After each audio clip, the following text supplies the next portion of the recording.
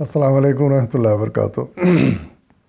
اس وقت میں سورہ الغاشیہ کی آیات نمبر 17 سے لے کر 26 فرام 17 اپ ٹو 26 آیات کا ترجمہ پیش کر رہا ہوں، سماعت فرمائیے۔ اعوذ باللہ من الشیطان الرجیم، بسم اللہ الرحمن الرحیم۔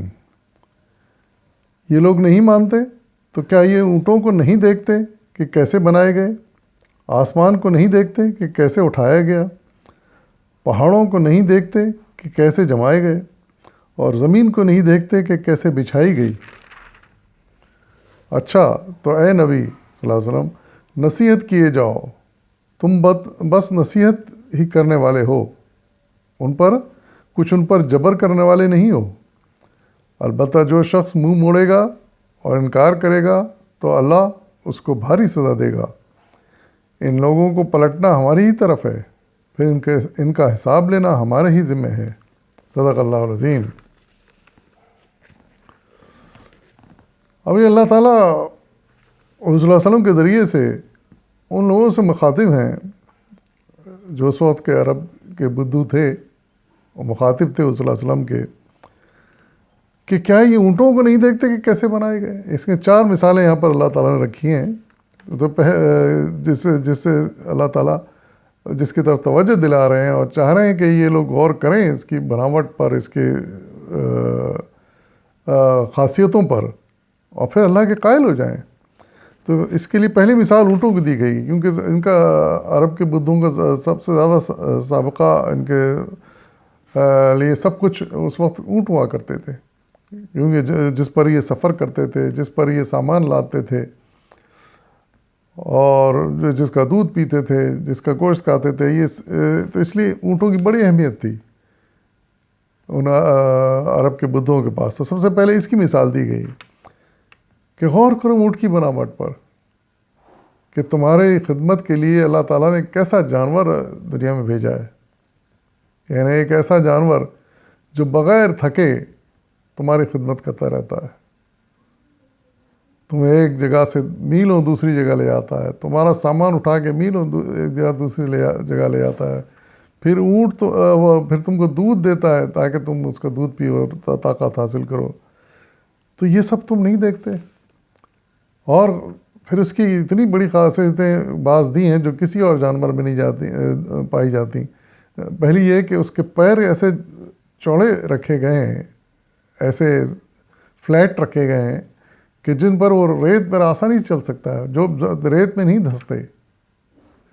گھوڑوں کے پیر پھر بھی دھس جاتے ہیں ریت میں، لیکن اونٹ کے پیر چونکہ چپٹے ہوتے ہیں، پھیلے ہوئے ہوتے ہیں ان کے پنجے، تو وہ ریت میں نہیں دبتے، وہ آسانی سے ریت پر چلتے ہیں۔ پھر دوسری خاصیت اونٹ کی یہ اللہ تعالیٰ نے بنائی ہے کہ ان کو کوہان دیے ہیں، اس کوہان میں اپنی غذا، اپنے پانی، اپنی انرجی سب جمع رکھتے ہیں، وہ چربی کی صورت میں، اور جب ان کو میلوں چلنا پڑتا ہے اور کھانے پینے کو نہیں ملتا تو اسی کوہان سے وہ پھر انرجی حاصل کرتے ہیں۔ یہ اللہ تعالیٰ کا بنایا نظام ہے، اور یہ صرف اس لیے بنایا گیا تاکہ بغیر کھائے پیے اونٹ زیادہ سے زیادہ فاصلہ طے کر سکیں، کیونکہ ظاہر ہے ریگستان میں کھانا پینا ملنا تو مشکل ہوتا ہے، انسانوں کے لیے ملنا مشکل ہوتا ہے، تو کہاں اونٹوں کے لیے ہوگا۔ لیکن اللہ تعالیٰ نے ایسا ریزرویشن سسٹم ان میں بنا دیا ہے کہ وہ میلوں چلتے ہیں، کئی دن تک بغیر کھائے پیے چل سکتے ہیں۔ تو یہ پہلی ان کی طرف۔ پھر دوسری مثال دی گئی، آسمان کو نہیں دیکھتے کیسے اٹھایا گیا ہے۔ انسان ذرا نظر آسمان کی طرف اٹھائے، ایک کائنات کھل جاتی ہے۔ عام نگاہ سے ہم دیکھتے ہیں تو ہمیں چاند، سورج نظر آتے ہیں، تارے نظر آتے ہیں، پھر اور گہرائی میں جائیں، اس کے بعد پھر جب ٹیلیسکوپ سے ایجاد ہوئی تو جتنا ہم دیکھتے جاتے ہیں یہ کائنات اتنی وسیع نظر آتی ہے، اتنے ہی تارے، ستارے، سیارے، کہکشائیں نظر آتی ہیں۔ تو اس آسمان کی وسعت کا کیا کہنا، اس کی وسعت کو تو آج تک ہم کوئی نہیں سمجھ سکا، ابھی ڈھونڈ ہی رہے ہیں، ابھی آگے دیکھنے کی کوشش اور کر رہے ہیں۔ پھر تیسری مثال دی گئی پہاڑوں کی، یہ بھی بڑی اہم چیز ہے جس پر ذرا انسان غور کرے تو قائل ہوئے بغیر نہیں رہ سکتا۔ اور وہ یہ اس کی اہمیت پہاڑ کی یہ ہے، پہاڑوں کی کئی اہمیتیں ہیں، لیکن سب سے بڑی اہمیت جو آج دریافت ہوئی ہے تحقیق سے، پتہ ہی چلا ہے کہ یہ پہاڑ جو ہیں زمین میں کھوٹوں کی طرح گڑے ہوئے ہیں. بڑے بڑے وزن پہاڑ جتنے اوپر نظر آتے ہیں اتنے اندر بھی ہیں، ان کی جڑیں اتنی گہری ہیں. اور یہ اس لیے اتنے وزن اور مضبوط بنائے گئے ہیں تاکہ یہ زمین کی سطح کو اپنے ساتھ ہلا نہ دیں. ہم جانتے ہیں کہ زمین کی گہرائی میں اس کے مرکز میں لاوا ابل رہا ہے، آگ ابل رہی ہے، جو کہ کبھی کبھی کہیں سے آتش فشاں سے باہر نکل آتی ہے. تو وہ آگ مسلسل حرکت اندر رولنگ کر رہی ہے، کھول رہی ہے. تو اسی وجہ سے زلزلے آتے ہیں، اسی کی وجہ سے آتش فشاں پھٹتے ہیں. لیکن یہ کافی حد تک قابو ہو جاتے ہیں یہ ان بڑے بڑے وزنی پہاڑوں سے جو کھوٹوں کی طرح زمین میں گڑے ہوئے ہیں. پہاڑ ان کو ہلنے نہیں دیتی زمین کو. اگر یہ پہاڑ نہ ہوتے، زمین ہلکی پھلکی ہوتی تو پھر یہ زمین ہلا ماری جاتی. ہر تھوڑی دیر بعد زلزلہ آتا اور زمین ہل کے رہ جاتی، انسان کا زندہ رہنا بچنا مشکل ہو جاتا. لیکن اللہ تعالیٰ نے ان پہاڑوں کو اتنا مضبوط جما دیا ہے کہ وہ زمین کو ٹھہرائے رکھتے ہیں. سبحان اللہ، اللہ تعالیٰ نے کیا بندوبست کیا ہے. پھر اس کے علاوہ ان پہاڑوں سے اور بھی فائدے ہیں. مثال کے طور پر بارشیں ہوتی ہیں، بادل ٹکراتے ہیں پہاڑوں سے، بارش ہوتی ہے. پھر ان پہاڑوں سے ایک اور فائدہ جو انسان نے اٹھایا ہے وہ معدنیات ہے.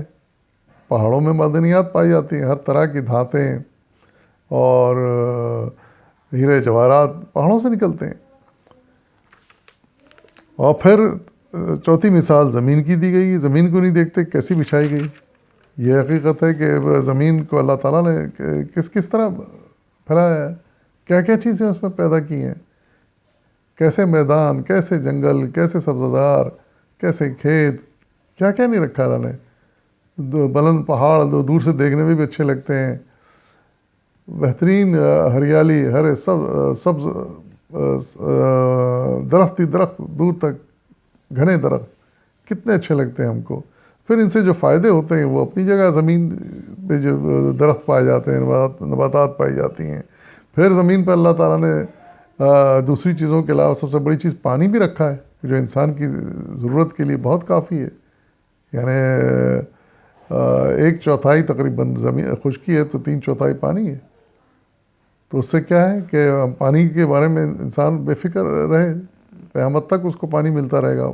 اگر کہیں سے نہ ملے، بارش سے نہ ملے، چشموں سے نہ ملے، دریا سے نہ ملے، تو سمندر تو ہے ہی ہے. اس کو میٹھا کر کے انسان آج استعمال کرنے کے قابل ہو گیا پانی، اور آئندہ بھی کر سکتا ہے، کوئی لیمٹ نہیں ہے اس کی.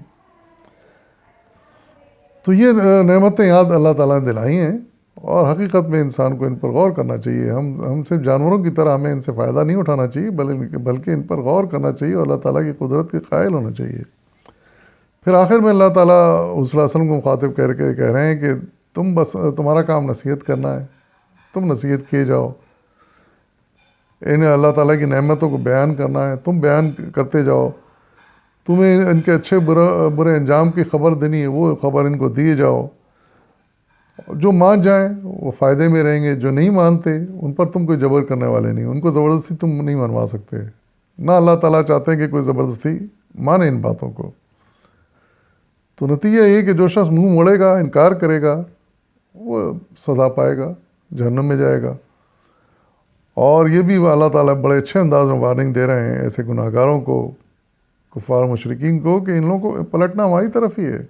یہ کتنے ہی بے فکر ہو جائیں، کتنے ہی لاپرواہ ہو جائیں، کتنے ہی آپ کی طرف سے بے پرواہ ہو جائیں، آپ کے دعوت کو قبول نہ ٹھکرا دیں، قبول نہ کریں، یہ جائیں گے کہاں بچ کے؟